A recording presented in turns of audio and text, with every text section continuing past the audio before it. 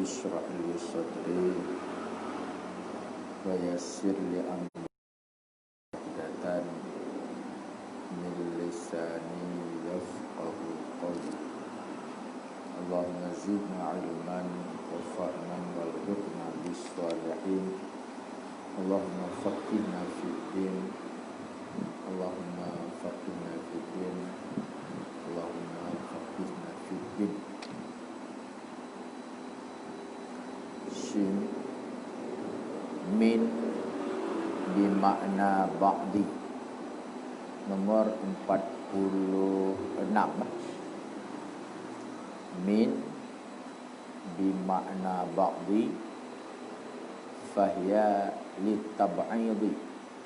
Di atas sekali itu ai min ba'di ma yajibu li'anna sifati maulana jalla wa azza.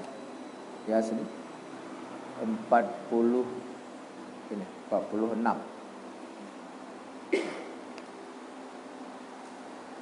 Lianna sifati maulana jalla wa azza al-wajibatu lahu la tanhasiru fi hazihil ishrina is kamalatuhu la nihayata laha walam yukallifunallahu illa bima'rifati ma nasaba lima alaihi dalilan wahya hazihil ishruna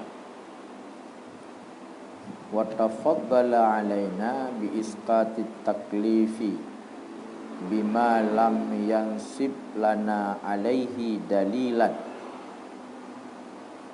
ay al-wujudu wa qawluhu wa ishruna sifatan iyal wujudu ila akhiri ma zukira wal wujudu sifatun subutiyatun la tusafu bil wujudi wala bil adami li'annaha min jumlatil ahwali indal qailina biha wa hiyal halul wajibu lizzati ma damat zatu ghaira mu'allilatin bi'illatin fa ukhrija bil hali al ma'ani was salbiyatu wa qawluhu ghaira mu'allilatin bi'illatin akhrajal ahwalal ma'nawiyata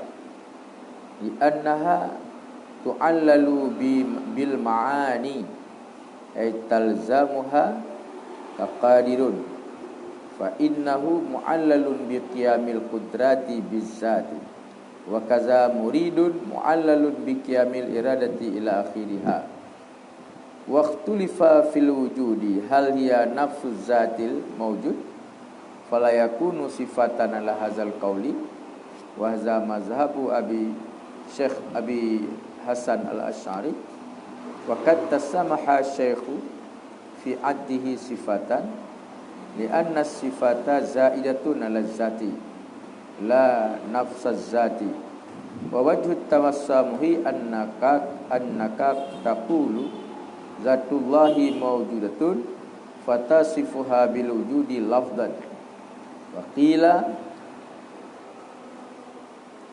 zaidan 'ala zalika fala tasamaha fi addihi sifatan ala hazal qawli. Shin min bimakna ba'di, bermula min itu dengan makna sebahagian.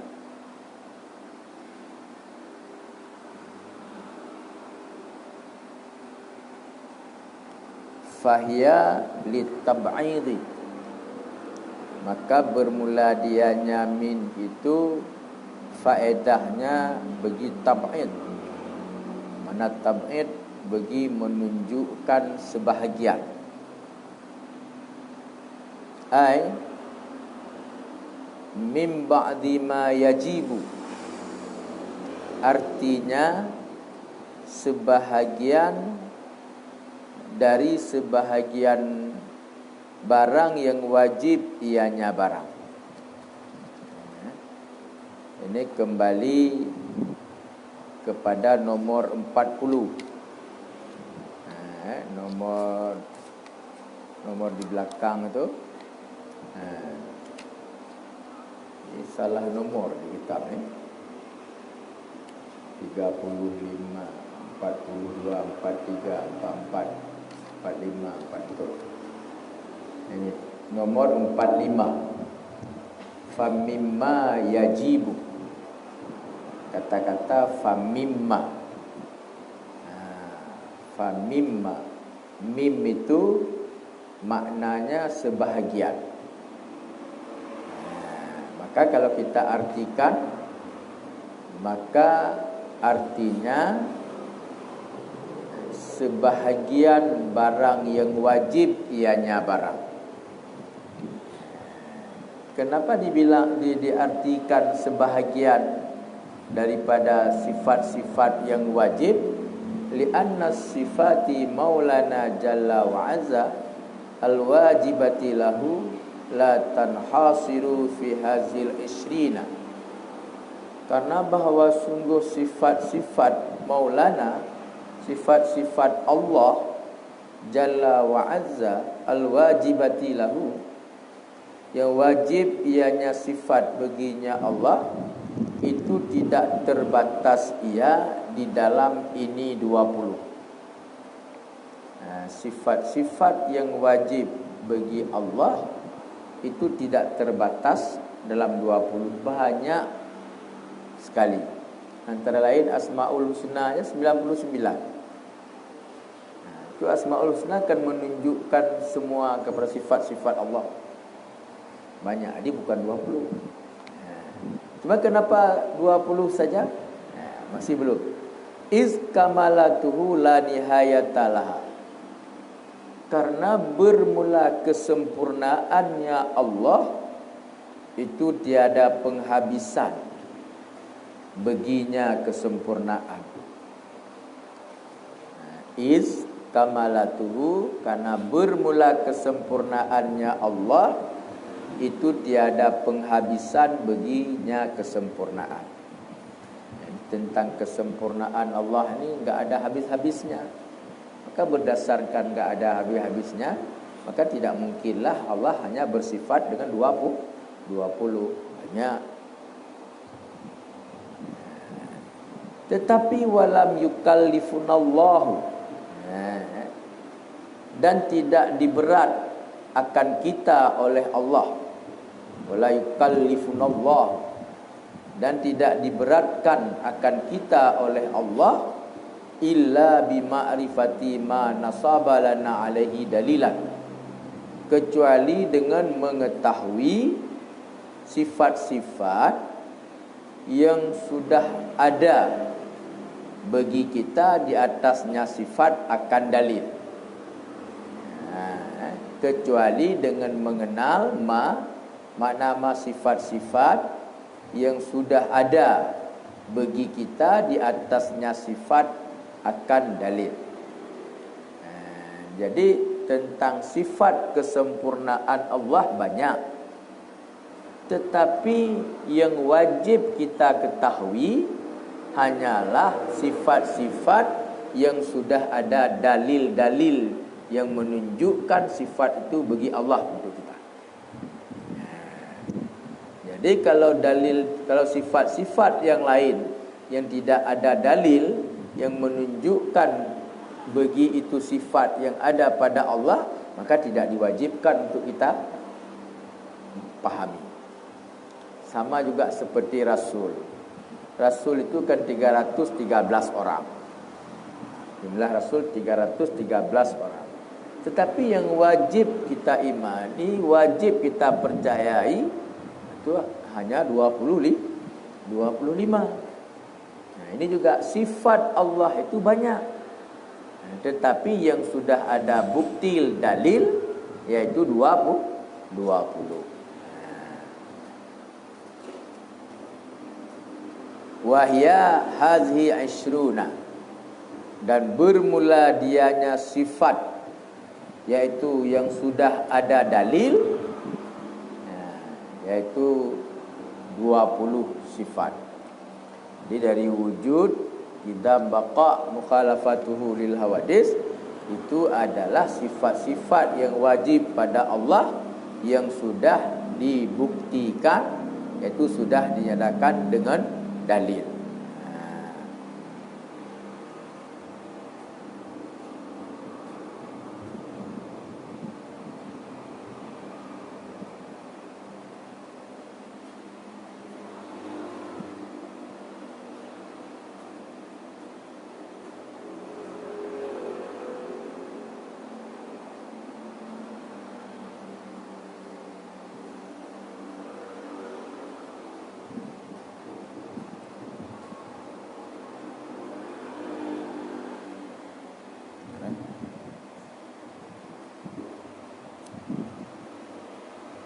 Kan? Wa tafaddala alaina bi iskali taklifi bima la yansib lana alaihi dalilan, dan memberi kemaafan, karunia. Tafaddala, memberi karunia ianya Allah alaina, di atas kita, biiskatit taklifi, dengan menggugurkan tuntutan, bima, dengan sifat-sifat yang tidak ada bagi kita di atasnya sifat akan dalil. Jadi Allah memberikan karunia kemaafan kepada kita, bahwa tidak mewajibkan untuk kita pahami, kita dalami sifat-sifat yang tidak ada dalil. Jadi alhamdulillah, jadi hanya Allah itu mentaklifkan kita untuk kita pahami, kita dalami sifat-sifat Allah yang sudah ada dalil, yaitu 20 sifat. Kita harus hafal wujud, qidam, baqa, mukhalafatuhu lil hawadis itu, dan lawan-lawannya itu harus kita hafal. Walaupun tidak mesti tertib seperti itu, tapi kita harus berhafal dan harus kita buktikan dengan dalil masing-masing. Ai wujud, sifat 20 itu mulai daripada wujud hingga akhirnya. Wa qawluhu wa 'ishruna, dan bermula ungkapannya Tengku musannif pengarang kitab ini, wa 'ishruna sifatan, 20 nisbah sifat, hiyal wujud ila akhiri ma zukira, dianya 20 itu dimulai daripada wujud hingga akhir sifat-sifat yang telah disebutkan akannya. Di belakang sudah secara umum, wujud, qidam, baqa secara umum sudah disebutkan. Itulah mulai sifat 20. Daripada wujud hingga akhirnya nanti mukhalafatuhu lil hawadis, qiyamuhu bi nafsih wadaniyah.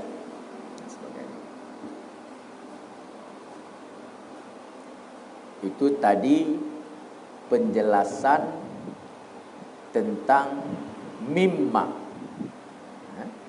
penjelasan tentang wa mimma yajibu alaihi ta'ala, uraian yang terkait dengan kenapa Tengku menulis dengan mimma, kenapa tidak ditulis terus wa yajibu. Wa yajibu alal mukallafi ay ya'rifa ma yajibu alaihi Allah ta'ala, tapi ditulis wa mimma yajibu. Maka dibuatlah penjelasan mim itu dengan makna tab'in, karena mim banyak sekali makna. Ada mim bayan, ada min tab'in, ada min yaitu dengan makna ba. Banyak makna min itu. Ada min dengan makna ila.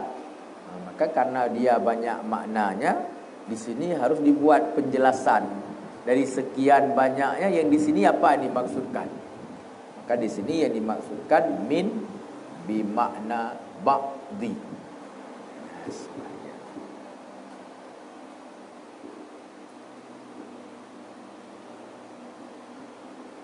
Okay.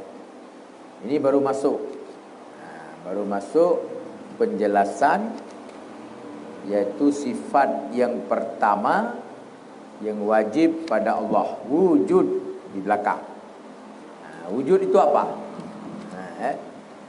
Yang tadi itu menjelaskan tentang tulisan. Sekarang ini, wal wujud sifatun subutiyatun la tusafu bil wujud wala bil adam. Dan bermula wujud itu satu sifat. Dan bermula wujud itu satu sifat subutiyah, sifat yang ada. Wujud itu sifat subutiyah, sifat yang ada, la tusafu bil wujud, yang tidak diwasafkan akannya sifat dengan sesuatu yang ada, dan tidak diwasafkan akannya sifat dengan sesuatu yang tiada.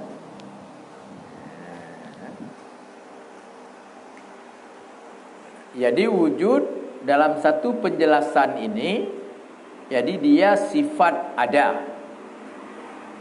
Sifat wujud itu ada. Tetapi dia tidak bisa dikatakan ada sehingga nampak kita lihat. Tidak boleh juga kita katakan tidak ada sehingga tidak nampak kita lihat. Itu ada. Jadi, kalau di dalam bahasa lain kita tamsilkan dengan nyawa yang ada di tubuh kita. Nyawa itu ada, tapi mau kita lihat enggak ada. Mau kita raba tidak ada. Inilah sebagai analogi tentang sifat Allah. Wujud itu ada. Di mana kalau ada mau dilihat? Enggak nampak. Mau diraba enggak nampak. Mau kita katakan tidak ada pun enggak boleh. Itu dalam satu penafsiran. Li'annaha min jumlatil ahwal indal qaili biha. Karena bahwa sungguh wujud itu dari jumlah sifat-sifat ahwal indal qaili biha, di sisi orang yang mengatakan dengannya sifat ahwal. Jadi ini penjelasan wujud min haitsu dia itu sifat. Karena nanti ada penjelasan wujud bukan min haitsu sifat. Nanti wujud itu khilaf penjelasan antara Asy'ariyah dengan Maturidiyah, yang akan kita lihat. Di annaha min jumlatil ahwal, karena bahwa sungguh wujud itu sebahagian daripada jumlah-jumlah sifat ahwal indal qaili, di sisi orang yang berpendapat dengannya sifat ahwal. Di sisi orang yang berpendapat dengannya sifat ahwal. Wahya halul wajibul lizat, dan bermula dianya wujud itu satu hal yang wajib ianya hal itu bagi zat. Madamatiz zat, selama adalah zat. Ghaira mu'illatin bi'illatin, lagi yang tidak diilatkan, disebabkan dengan satu-satu sebab. Jadi wujud ini adalah sifat hal yang dia diperdapatkan bagi zat.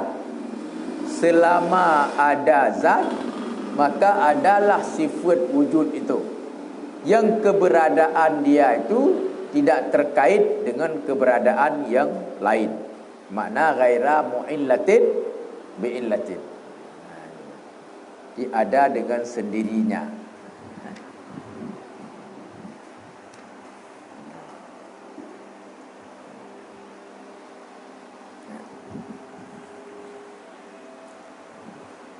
Itu satu penjelasan. Satu penjelasan yang menyatakan wujud itu sifat hal. Sifat hal, dia ada tapi tidak nampak untuk dilihat sekalipun dibuka hijab. Tapi kita katakan dia Adam pun tidak boleh, karena itu memang ada. Okey, kembali kepada menjelaskan tentang takbir, ibarat. Fa ukhrija bil hali, maka dikeluarkan dengan kata-kata bil hal. Maka dikeluarkan dengan kata-kata bil hal, yaitu al halul wajibu. Ada nomor 47, al halul wajibu. Maka dikeluarkan dengan kata-kata al halu itu oleh apa keluar? Oleh apa keluar? Al maani, oleh sifat maani, was salbiyatu, dan sifat salbiyah. Jadi wujud itu tidak masuk dalam sifat salbiyah dan juga tidak masuk dia di dalam sifat ma'ani.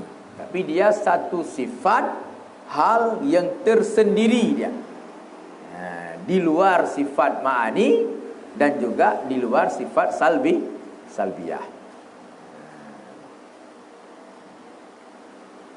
Wa qawluhu ghaira mu'allalatin bi'illatin, dan bermula kenya tengku di atas tu, ghaira mu'allilatin bi'illatin, ukhrijal ahwalul ma'nawiyatu, ataupun akhraja, yang dikeluar ia akan yang dikeluar ia yaitu akan sifat-sifat ahwal maknawiyah. Karena sifat ahwal maknawiyah dia terilat dengan satu-satu ilat. Apa makna terilat dengan satu-satu ilat? Baru ada maknawiyah apabila sudah ada ma'ani. Tidak akan ada maknawiyah kalau tidak ada ma'ani. Ini yang dikatakan mu'allalatin bi'illatin.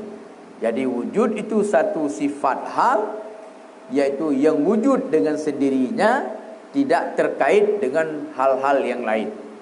Adapun sifat maknawiyah, sifat hal juga, tetapi dia terkait dengan adanya sifat ma'ani. Inilah yang membedakan sifat hal wujud dengan sifat hal maknawiyah.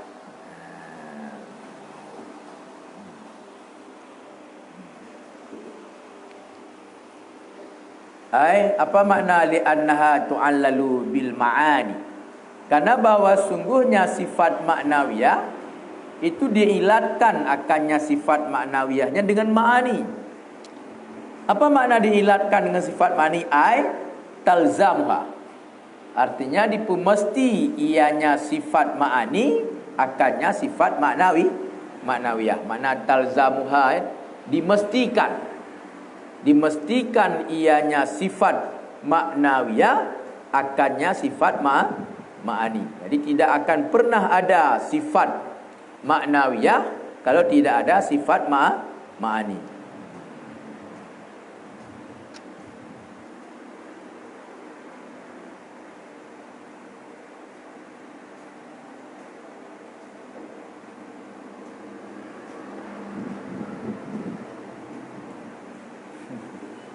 Coba dilihat di mana yang perlu ditanyakan sebelum panjang.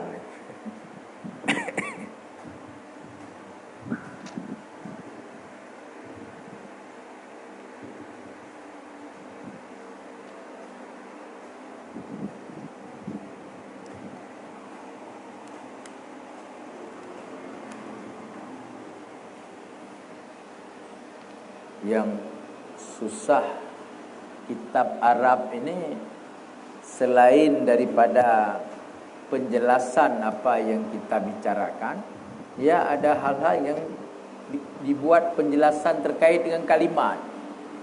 Nah ini ya. Ada buat penjelasan yang terkait dengan kalimat, itulah yang membuat kadang-kadang harus lama kita. Ini seperti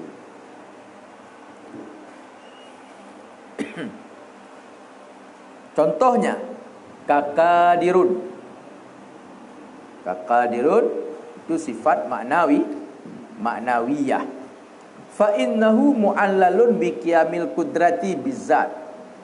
Maka bahawa sungguhnya qadirun itu yang diilatkan, maknanya yang diperdapatkan akalnya qadirun dengan berdiri kudrah dengan zat. Jadi baru ada qadirun, harus ada kudrah dulu pada zat. Dengan menempatkan kudrah pada zat, barulah muncul qadirun. Berarti kalau tidak ada kudrah pada zat, maka tidak ada qadirun. Itulah yang dimaksudkan mu'allalan bi'illatin. Ilat itu kan, ilat adalah sesuatu yang menyebabkan muncul yang lain. Itu dikatakan dengan ilat.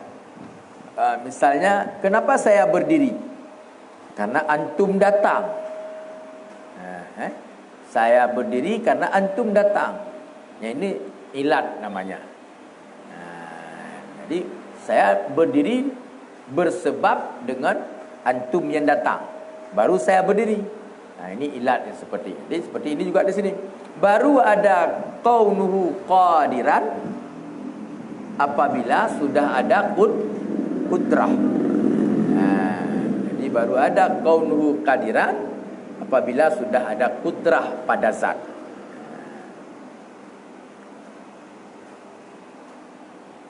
Wa kaza muridan, dan seperti demikian lagi yaitu muridan.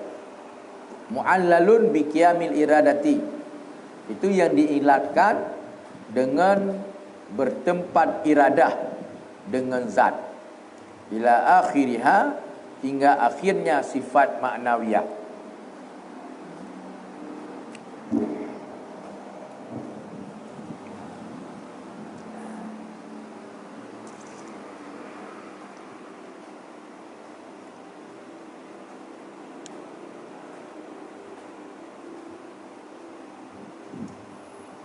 Dah.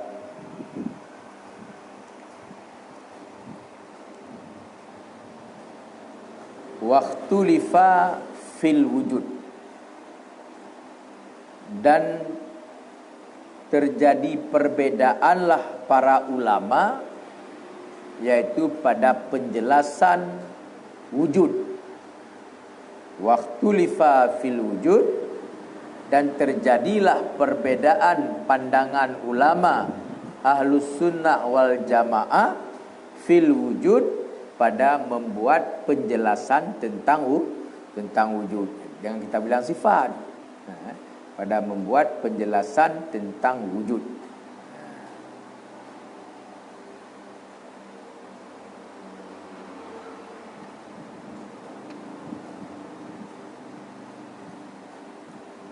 Dah. Hal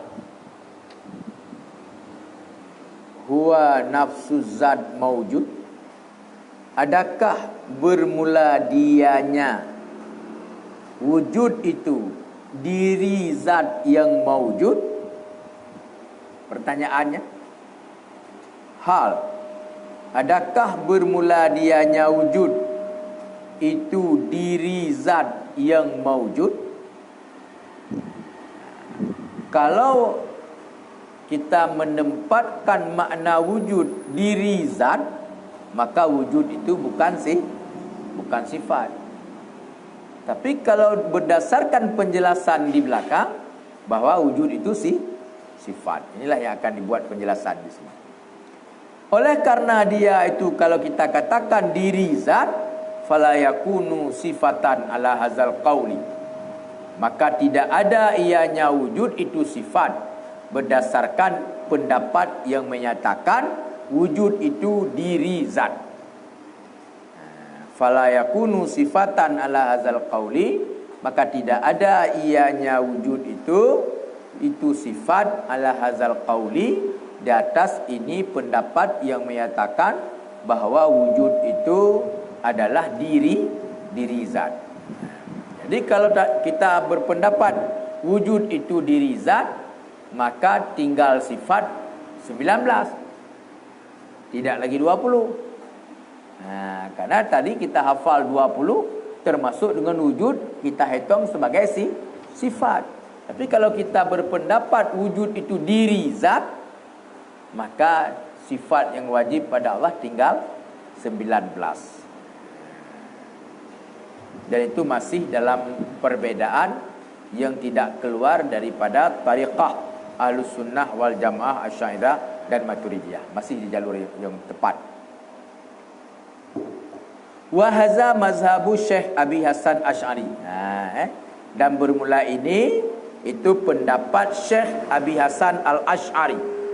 Dia Abi Hasan Al-Asy'ari itu berpendapat wujud itu diri zat, bukan sifat.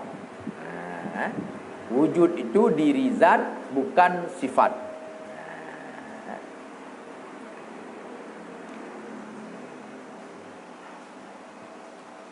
Seperti kita ini, seperti diri kita.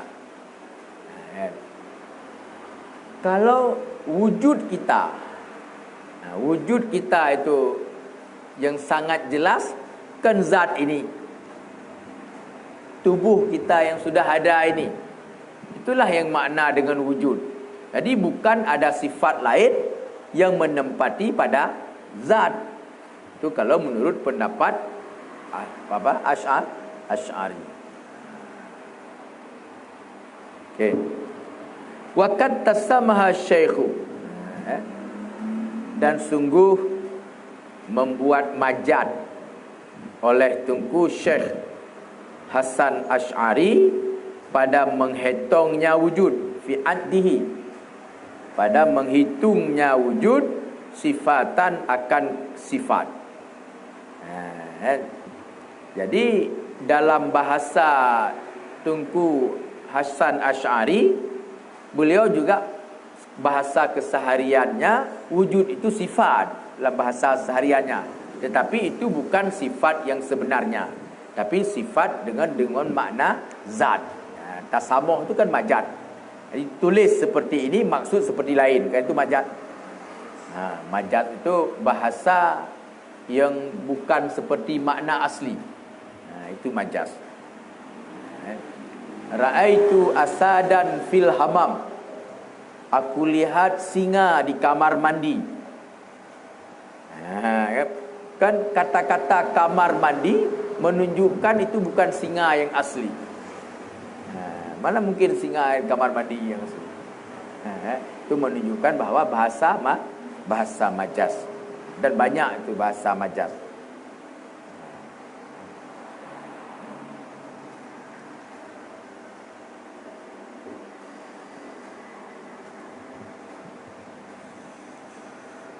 Waqad tasamaha syekhu, dan sungguh membuat majad oleh syekh fi antihi, pada menghitungnya syekh akan wujud, akan kesifat. Kenapa? Li'anna sifata zaidatun ala zat. Karena bahawa sungguh sifat itu merupakan sesuatu yang lebih di atas zat. La nafsiz zati, bukan diri zat. Yang namanya sifat di luar. Kalau bisa bagus sekali kita katakan ini seperti ini. Ini yang di belakang cat ini yang zat. Cat ini bukan zat. Yang namanya zat pasti ada sifat. Tapi yang namanya sifat itu dia berbeda dengan zat. Maka di sini dikatakan, apa dikatakan, li anna sifat zaidatun ala zat. Yang sifat itu bukan diri zat. Warna kuning, hijau, biru ini bukan diri zat. Bukan semen yang ada di belakang ini. Tapi yang asli di belakang ini adalah bukan zat, bukan sifat, yaitu zat. Yang warna-warni ini merupakan sifat.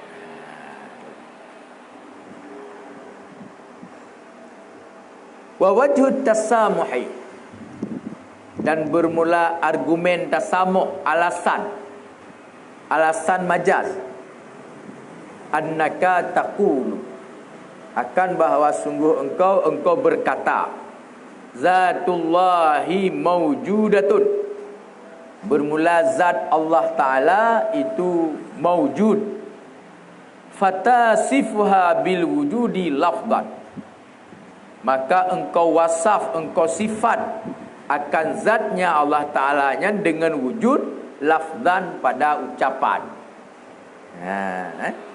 Jadi kita dalam hal mengatakan saja bahawa sifat Allah Ta'ala itu kita katakan dengan wujud, padahal memang diri zat yang wujud. Maka fatasifu, maka engkau wasaf, iaitu akannya zat Allah Ta'ala dengan wujud lafzan, pada ungkapan, pada penyampaian. Kita menyampaikan bahawa zat Allah Ta'ala itu wujud, itu pada ungkapan lafaz. Zat Allah Ta'ala yang wujud, yang ini kan sifat.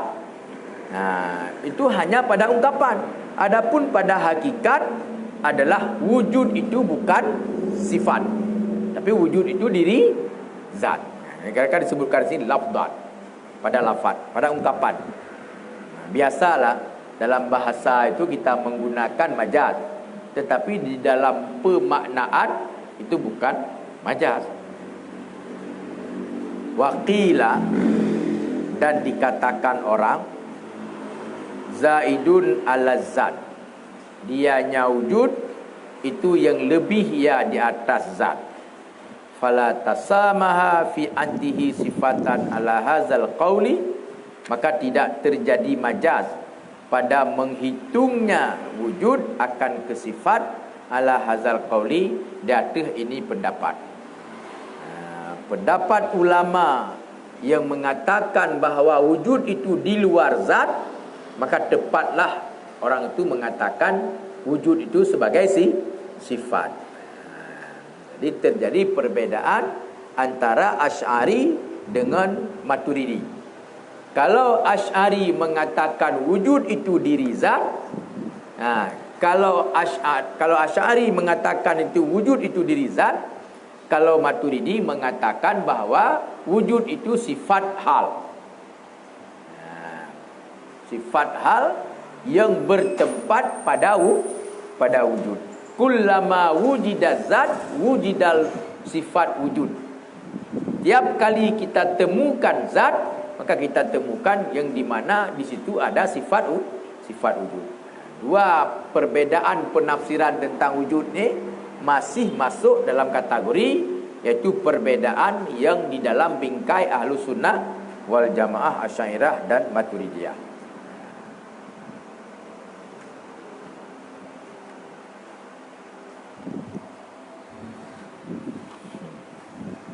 Mana lagi? Kira-kira coba dilihat. Juga ulang lagi boleh juga.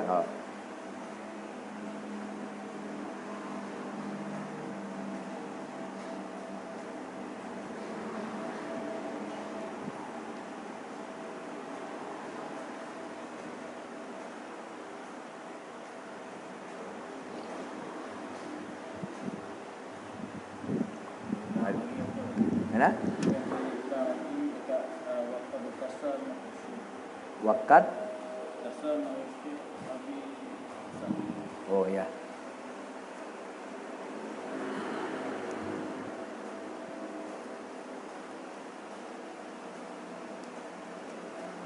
Wakat tasamaha syaikhu fi addihi sifatan, dan sungguh membuat majaz oleh Syekh ini Syekh Abi Hasan Asy'ari, dan sungguh membuat majaz oleh Syekh Abu Hasan Asy'ari fi addihi, pada menghitungnya wujud akan sifat. Di dalam tulisan Abu Hasan Asy'ari, di dalam untuk wujud juga beliau katakan sifat. Dalam wujud juga beliau maksudkan sifat. Tetapi ungkapan beliau untuk wujud sifat itu adalah bukan tidak sesuai dengan apa yang diucapkan. Karena yang maksud beliau adalah wujud itu diri zat. Maka di sinilah bahasa majaz. Li'anna sifata zaidatun ala zat. Karena sesungguhnya sifat itu lebih ya di atas zat, bukan diri zat. Jadi kalau kita baca kitab Abu Hasan Al-Asy'ari, tetap mengatakan sifat itu 20 juga. Sama juga sifat 20. Padahal beliau menjelaskan yang wujud bukan sifat. Inilah maksud dengan majaz. Jadi mengucapkan sesuatu bukan seperti makna yang dimaksudkan. Itu majaz.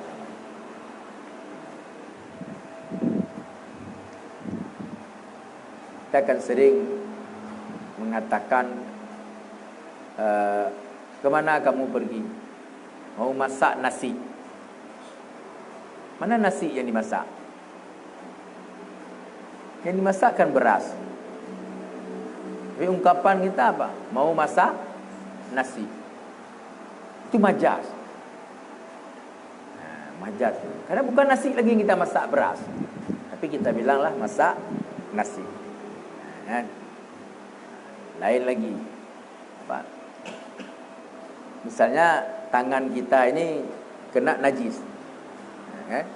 Apa yang kita sebutkan? Mau cuci najis. Mana najis cuci? Kan tangan yang cuci. Itu banyak bahasa-bahasa majaz di dalam agama kita. Al-Quran banyak bahasa majaz, kan? Dalam hadis Rasulullah juga banyak bahasa majaz. Maka salah satu penentuan hukum itu harus mempelajari hakikat dan majaz. Baru tuntas sebuah hukum dengan mempelajari hakikat dan majaz.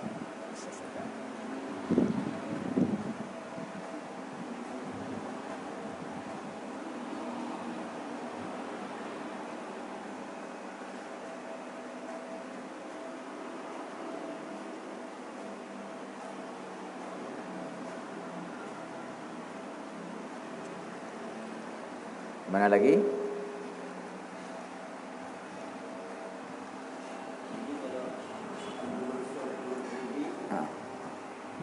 Abu Mansur Al-Maturidi, beliau lah yang tepat sekali. Karena bagi kajian beliau wujud itu sifat. Makanya kalau masuk itu dalam 20 tepat sekali. Jadi beliau mengatakan sifat yang wajib pada Allah 20, betul. Kenapa? Karena mulai daripada wujud, idam, baqa. Tapi Abu Asy'ari juga memasukkan wujud itu bahagian daripada 20 sifat. Inilah terjadi majaz pada wujud. Kenapa? Dalam penjelasannya bahwa wujud itu bukan sifat. Maksud tidak bersama. Tidak bersama beliau, enggak perlu bersama, memang sifat. Beliau bilang 20 sifat, memang wujud sifat. Tidak perlu bersama. Tapi Abu Hasan Asy'ari yang perlu bersama. Karena beliau bilang sifat dalam penjelasan zat.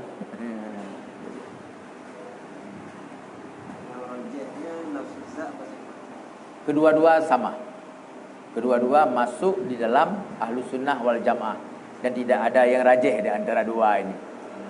Jadi kalau kita katakan satu rajih, berarti yang satu lemah. Ini tidak ada lemah, sama. Jadi dalam konteks akidah Ahlus Sunnah wal Jamaah, perbedaan antara Asy'ari dan Maturidi ini sama-sama benar. Sama-sama kuat, enggak ada satu yang lemah.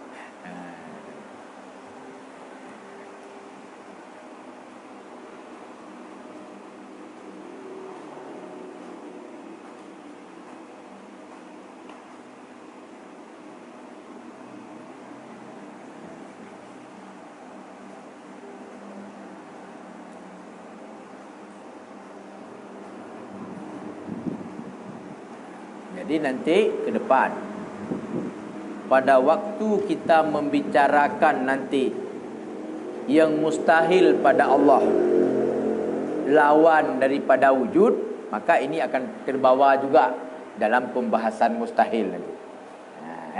Kalau dia terjadi perbedaan pada definisi wujud, maka pada definisi mustahil lawan wujud juga akan terjadi perbedaan antara Asy'ari dan Maturidi.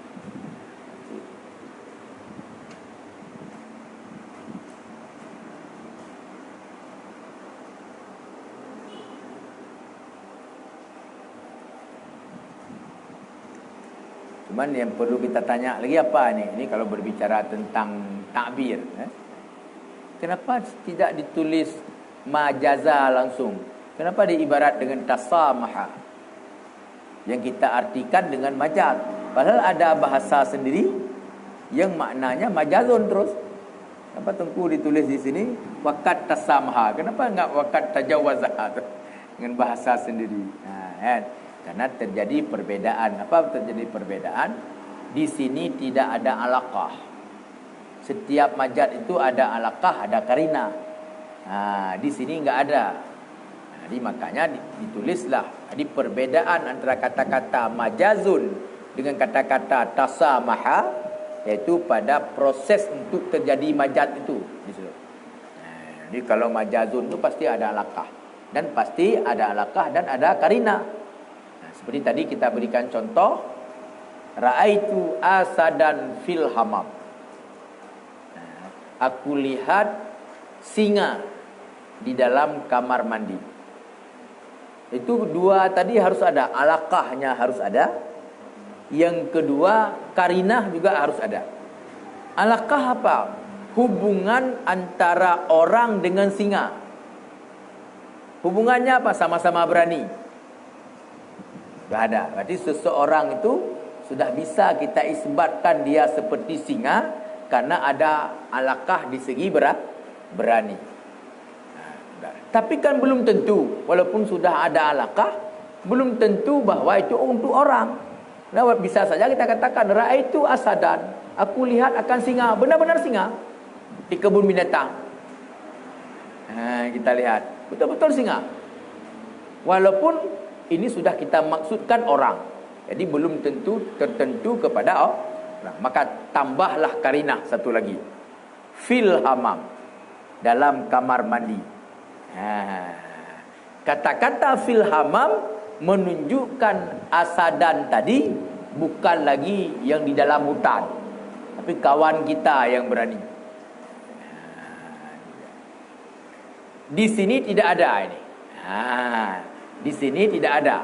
Pada pemakaian wujud kepada zat itu tidak ada terjadinya alaqah dan karinah. Hanya pemakaian daripada wujud kepada zat, bukan lagi kepada sifat. Makanya diibarat dengan tasamaha, tidak diibarat dengan tajawaza.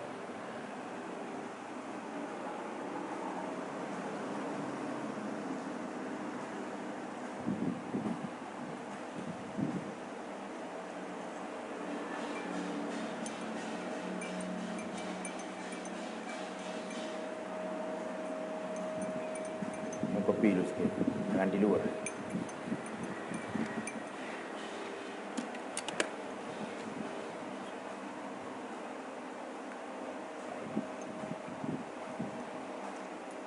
Dah, nak lagi. Ini dituntaskan pada wujud dulu sebelum ke kidam baqa.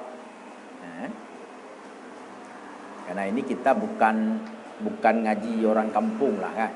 Kalau ngaji orang kampung mendengar saja, tapi sedikit banyak kita memahami langsung daripada tulisan ini. Walaupun saya tidak begitu mendetail, tapi tetap harus kita faham daripada tulisan ini. Nanti bisa kita dalami sendiri sedikit-sedikit.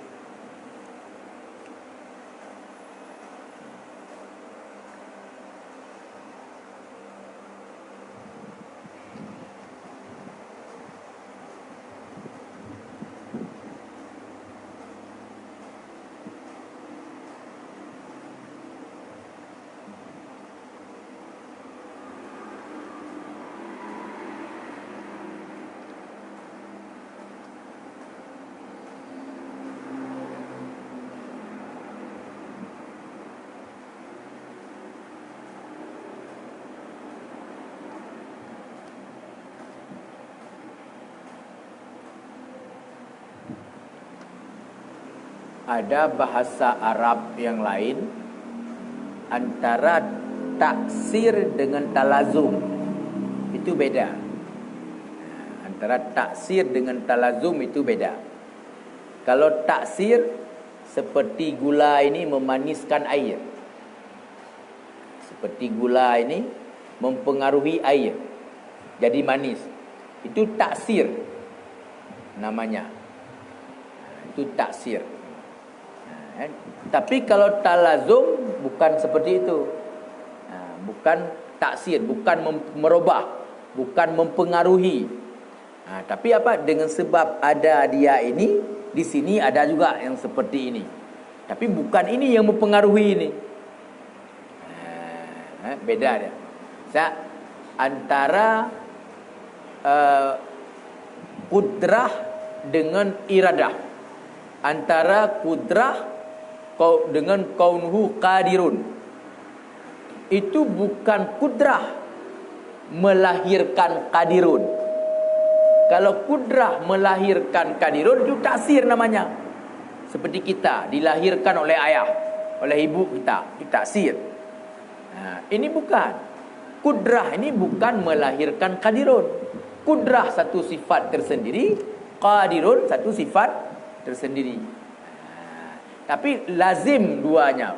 Makna lazim apa? Tidak boleh dipisahkan antara kudrah dan kaunuhu qadiran. Tidak boleh dipisahkan.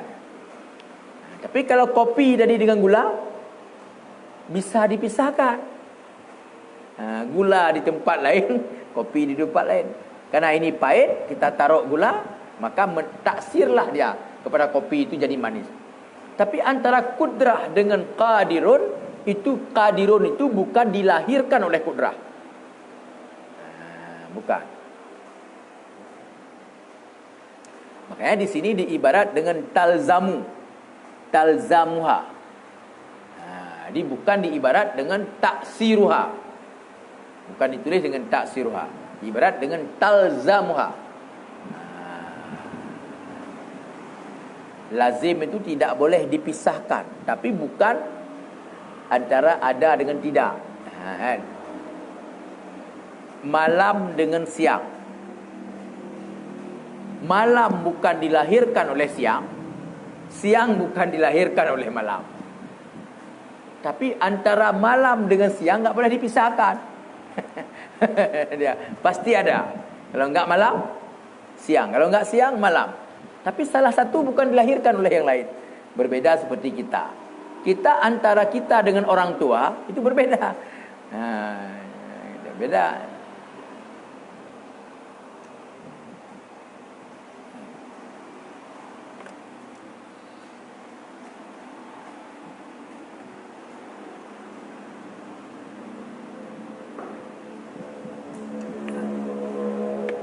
Nah, apa yang ada ingin ditanyakan? Yang lain-lain boleh juga, enggak apa-apa, ada kesempatan kita.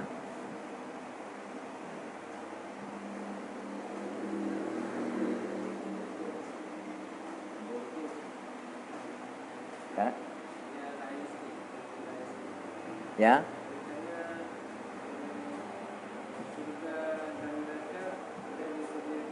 Sudah. Gimana? Sudah ada. Surga dan neraka itu wajib kita iktikadkan dalam Ahlus Sunnah wal Jamaah itu sudah ada sekarang. Sudah ada. Cuman belum ada penghuni. Surga dan neraka itu sudah ada.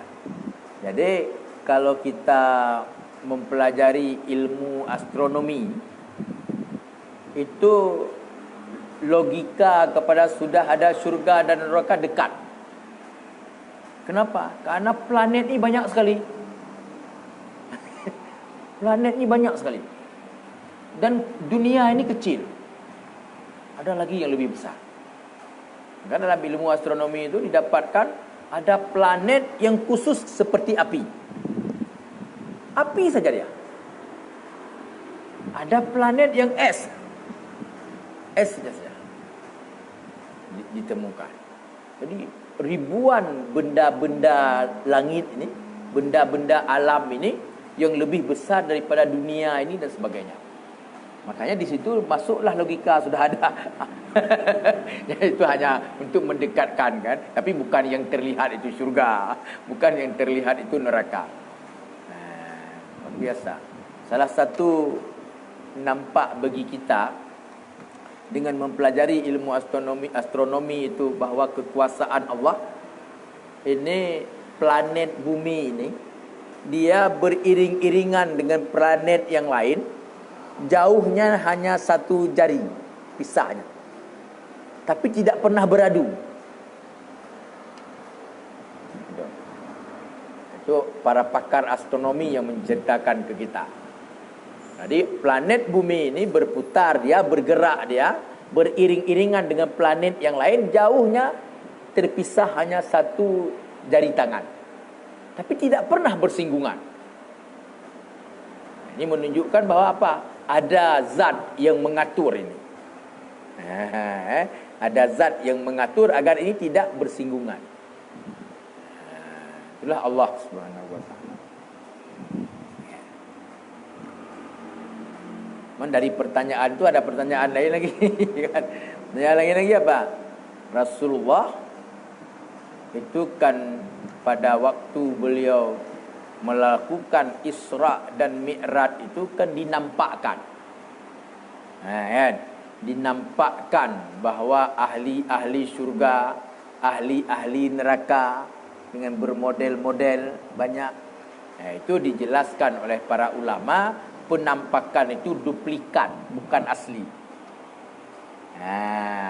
Tapi untuk wujud ke depan, ya seperti itu. Misalnya Rasulullah pada waktu Isra Mi'raj itu melihat banyak sekali perempuan yang menjadi ahli neraka. Itu baik. Beliau tanya Jibril, kenapa seperti ini? Beliau jawablah, karena perempuan itu susah sekali menjaga mulutnya. Susah sekali menjaga mulutnya. Jadi akibat daripada mulut itulah yang membuat bahawa lebih banyak. Maka kalau kita lihat dalam realita kehidupan kita kan seperti itu. Kalau laki-laki banyak yang diam, tapi kalau perempuan banyak sekali yang ngomong. Itu seperti itu. Tapi itu bukan asli, duplikatnya. Yang asli nanti, sesudah kita hidup di padang mahsyar, baru menuju kepada salah satu syurga dan neraka. Dan itu sudah ada sampai dengan sekarang. Yang di ujung kitab ini nanti insya-Allah ada. Di ujung pembahasan ini tentang syurga neraka itu akan ada insya-Allah.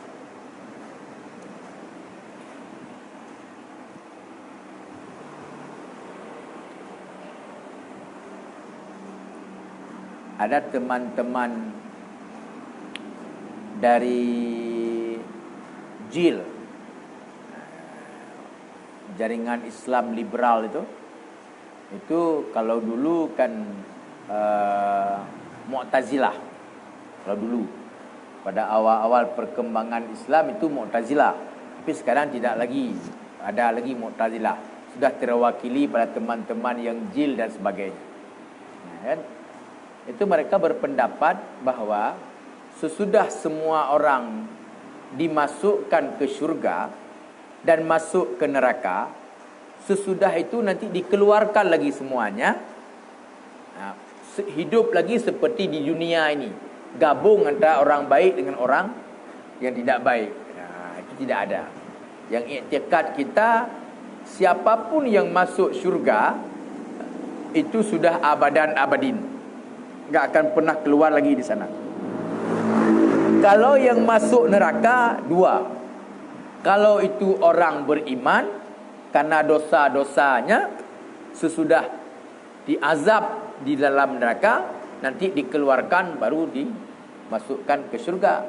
Tapi kalau orang yang kafir, ini abadan abadin di dalam neraka. Tapi proses masuknya nanti, bukan sekarang. Sekarang hanya bentuk-bentuk penampakan-penampakan, dan itu terjadi. Misalnya, ada pembongkaran makbarah.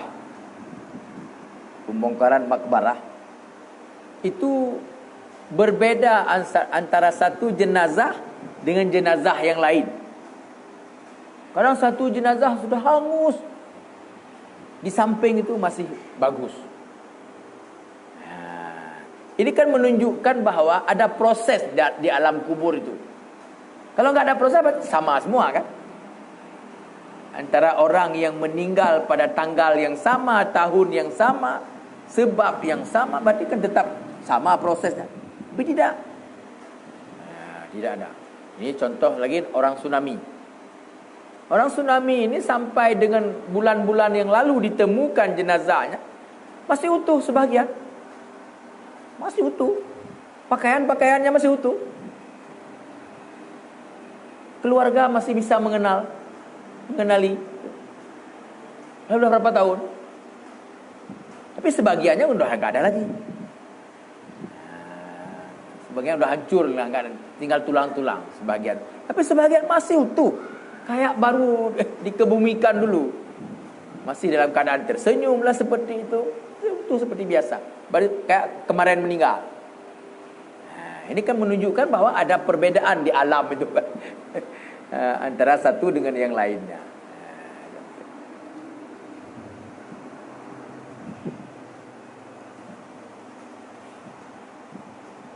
Ya, di dalam kitab Daqaiqul Akhbar itu diceritakan orang yang baik itu di alam kuburan dia sudah dapat menikmati yaitu hawanya syurga. Nah, karena kuburan dia itu dilobangin daripada hawa syurga ke kuburan dia. Juga orang yang diazabkan, orang yang jahat, maka di kuburan dia itu akan dirasakan nikmat azabnya neraka ke situ. Dan terbukti dengan doa salat jenazah kan? Doa salat jenazah apa? Allahumma ghfir lahu warhamhu wa'afi wa'fu anhu wa akrim nuzulahu wa wasi' madkhalahu waghsilhu bil ma'i wal sal. Menandakan permohonan kita agar si mayat ini didinginkan, kan pasti ada kepanasan. Waghsilhu bil ma'i wal sal wa barid wa naqhi minal khataya wa qina min azabil qabri, ya, min azabil qabri wa fitnati min azabid nar. Ini pasti ada perubahan.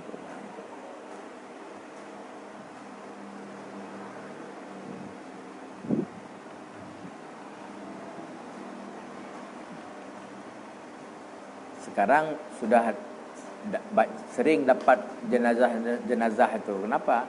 Karena dulu kan di sekitar pantai itu, di mana diketemukan jenazah kan di situ terus dikebumikan. Tapi sekarang kan sudah normal. Normal orang mau buat rumah lah. Nah, waktu dibuat rumah sudah kedapatan.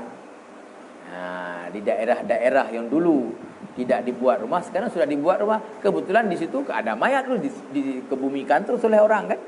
Siapa yang mencari itu? Karena seperti itu dia. Nah, kalau bisa kita bumikan terus di situ. Nah, tapi sebagian diangkat, dibawa ke Lambaru, dibawalah ke tempat-tempat kuburan massal ya. Tapi kebanyakan sebahagian enggak. Terus isu, misalnya mayat sudah terjepit, bagaimana kita mau angkat? Jadi pasal ambil pasir, ambil tanah, tumpukkan terus di situ.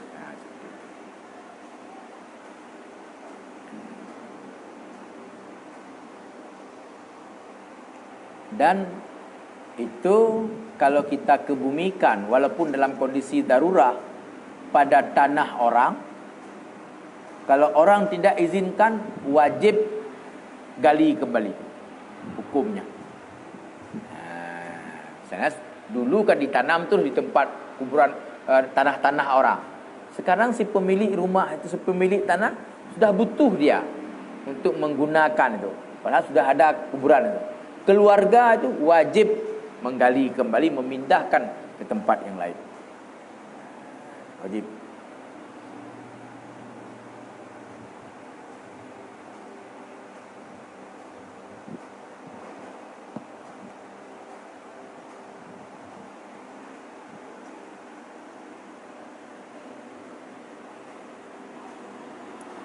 Abu di Lamno,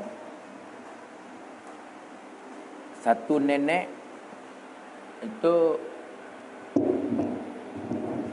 39 orang, satu nenek meninggal tsunami. Sekarang tuan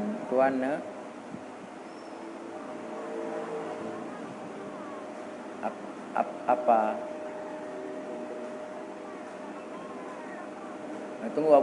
Tunggu abu telepon balik ya. Anak di pesantren. Tadi pagi udah abu bilang, nanti sore abu nggak pergi lagi. Saya telepon.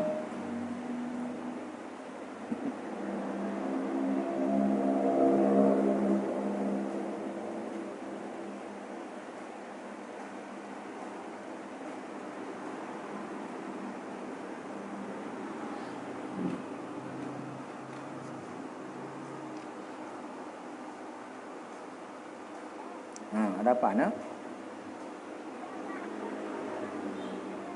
Oh ya.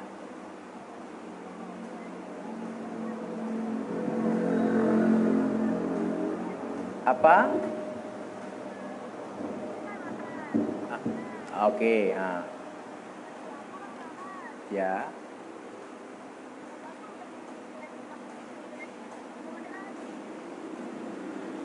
Siapa Irsa? Kata lagi anak aku. Oh.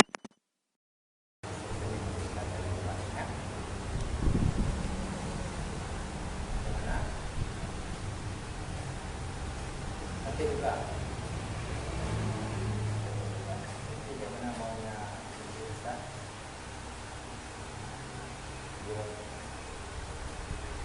Enggak. Dia tak ada.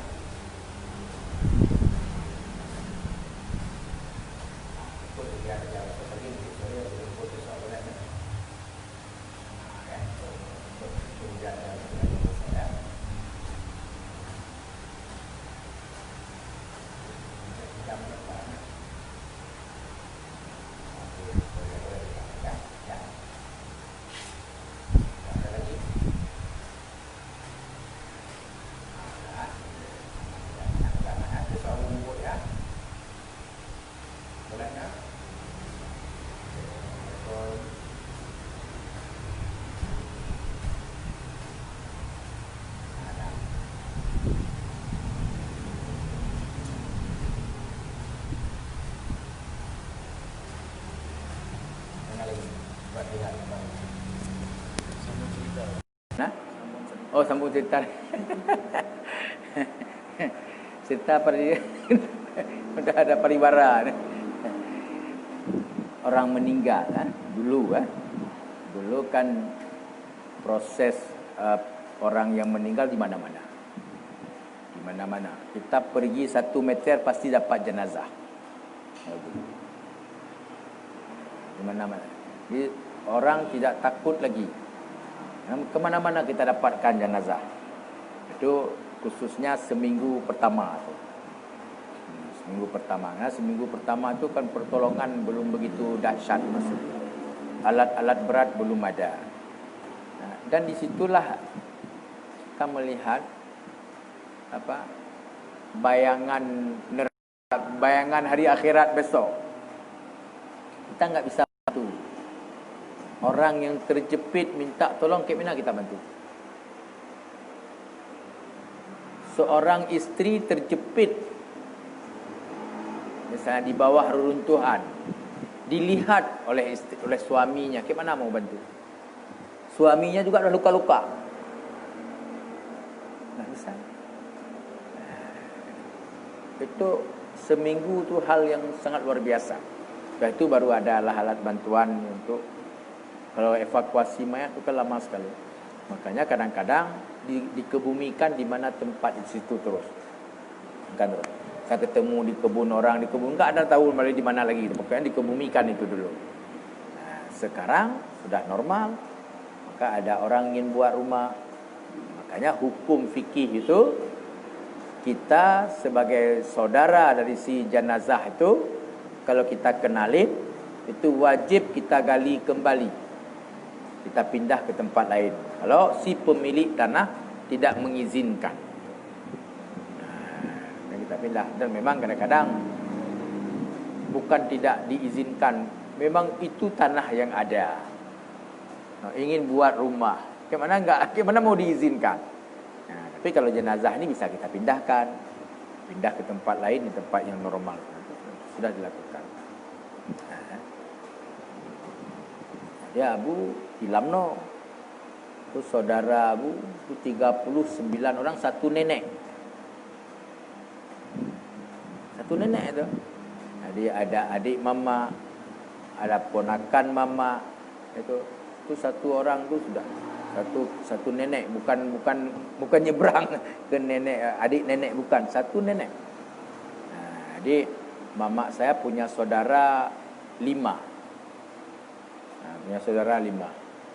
Dan sudah punya cucu semua. Nah, bayangkan di pada waktu itu, karena kampung Abu kan di Lamno asalnya. Lamno dekat pesantren Budi di situ. Abu sudah tinggal di sini Sibre. Dan tidak bisa terbayang waktu sampai cerita ke sini, tidak bisa Abu bayangkan bagaimana air itu bisa sampai ke kampung saya. Kenapa? Karena diliputin oleh gunung, walaupun gunung tidak tinggi. Setinggi pohon, satu batang pohon kelapa setengah lah tinggi gunung di pinggir laut. Ada gunung. Ternyata airnya naik, melewatin gunung. Nah, jadi waktu belum sampai berita di kampung itu juga kena, kita nggak bayangkan kena. Naik atas gunung. Air. Di pesantren itu sampai sekarang masih ada beberapa orang guru. Sekarang sudah jadi guru dia kan. Dulu pernah itu dibawa ke laut. Berenang dia di laut, itu dikembaliin lagi ke darat sama air. Ada beberapa. Dan termasuk ponakan ibu Abu itu yang selamat sekarang. Sekecil mana dia dulu? Sekecil ini.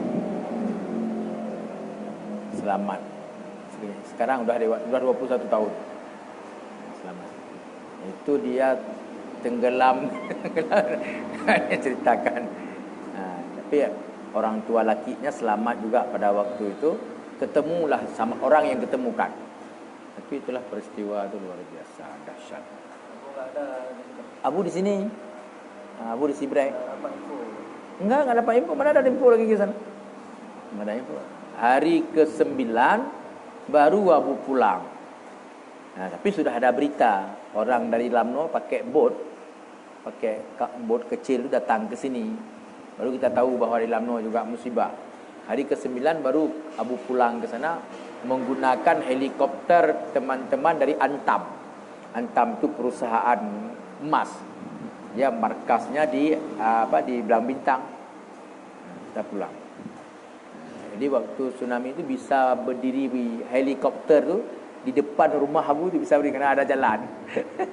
Di situ. Nah, itulah peristiwa.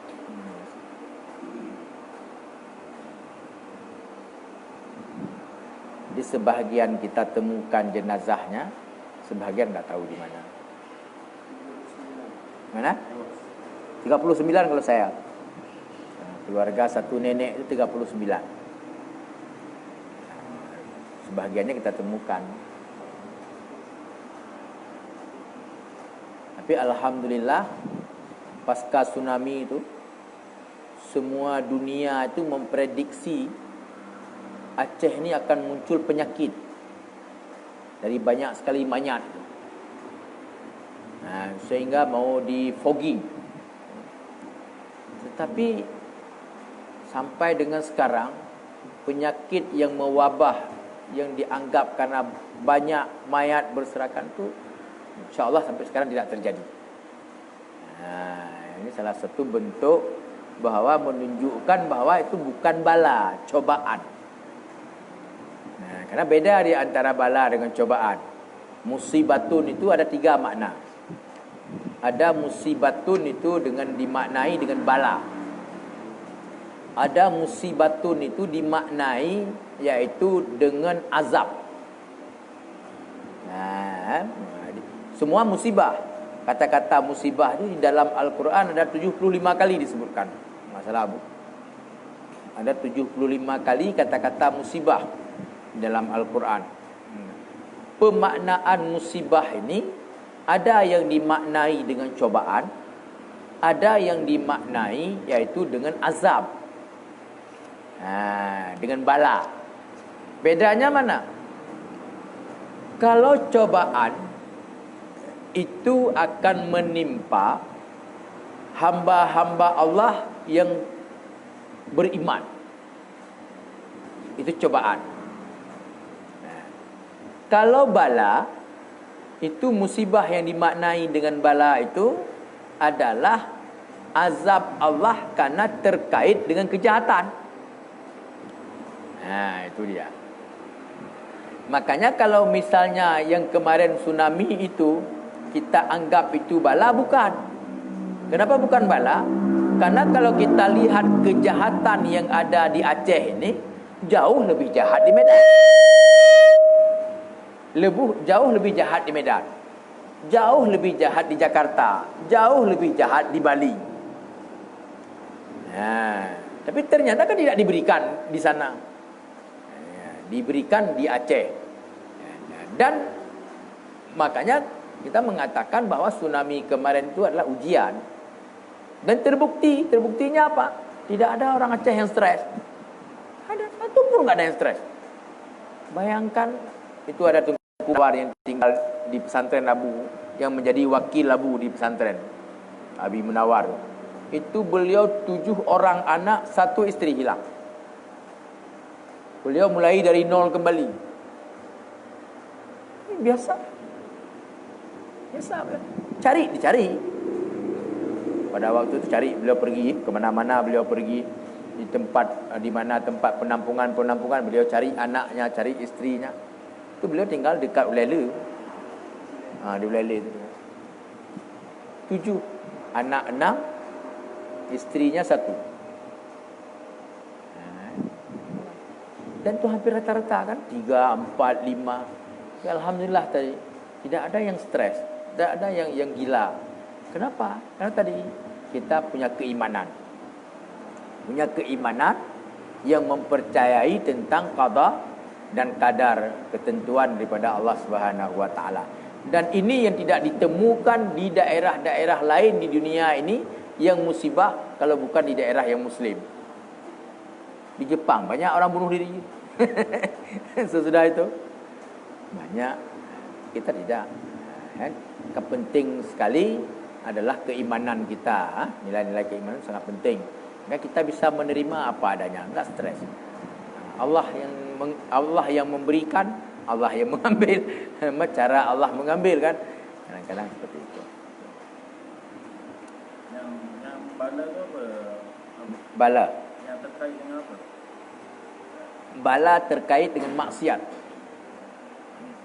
Kalau bala itu musibah yang Allah berikan terkait dengan perilaku kemaksiatan yang dilakukan oleh manusia. Itu musibah dimaknai dengan bala.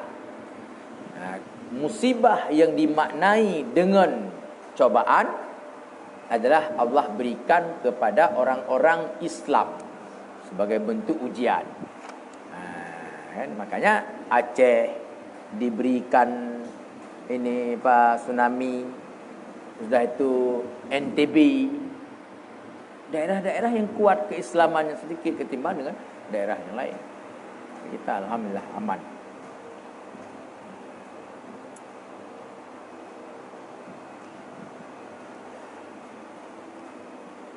Itu di bundaran Lambaru kan? Bundaran Lambaru. Itu mayat diatur di pinggir jalan itu. Arah ke Sibreh hampir setengah kilometer, ke Lambaru setengah kilometer, ke Lampenerut tu, di pinggir jalan diatur. Mobil hanya bisa lewat satu jalan. Penuh. Karena pada waktu itu belum diumumkan oleh pemerintah. Jadi pemerintah hari keempat baru sampai ke Aceh. Wakil Presiden lah yang pertama sampai ke Aceh. Dibuatlah pertemuan di pendopo gubernur. untuk memutuskan hukum status terhadap mayat ini. Maka diberikan pandangan fikih kepada pemerintah, maka pemerintahlah yang menyatakan bahawa ini tidak perlu lagi dimandiin dan sebagainya. Itu sudah masuk dalam kategori darurah. Enggak boleh ulama itu, harus pemerintah. Ulama memberikan pandangan kepada pemerintah, tapi yang memutuskan hukum itu harus pemerintah bahwa ini sudah darurah. Maka barulah dikebumikan.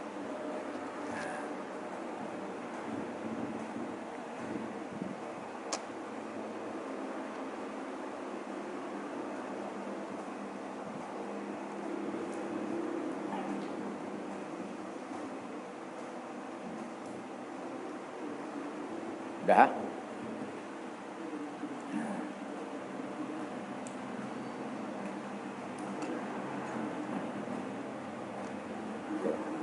Sallallahu ala sayyidina Muhammad sallallahu alaihi wasallam.